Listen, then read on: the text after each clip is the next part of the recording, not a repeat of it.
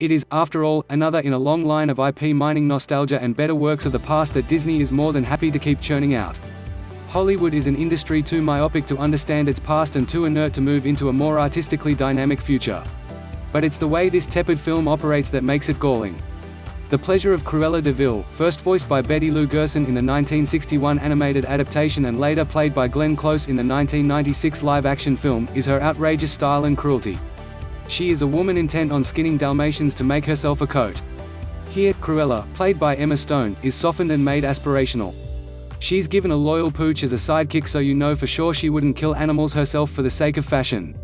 Although there is a throwaway joke about skinning dalmatians that nods to her beginnings. The film begins with Cruella's birth, depicting her mop of half-black and half-white hair as natural rather than an aesthetic choice.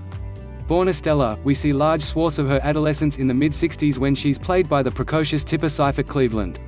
She's framed as such a rabble rouser the world doesn't know what to do with her. She gets into fights at her prep school until she's kicked out.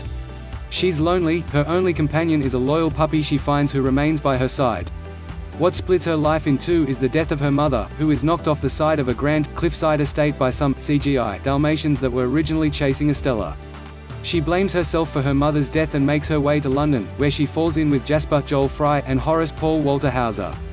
They become lifelong friends, bringing her into their world of grifting and petty thievery. The bulk of the film takes place against the backdrop of late 1970s London, mining this setting for its various uprisings and counterculture dynamics.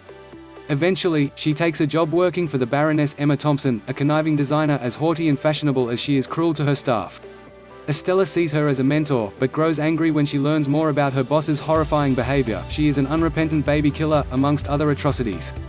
It's here when Estella decides to become Cruella, setting her sights on usurping the Baroness as a designer.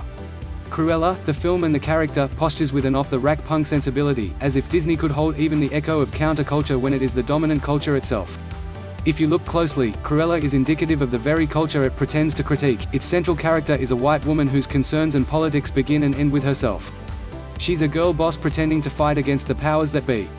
She doesn't want to overthrow the establishment so much as become it.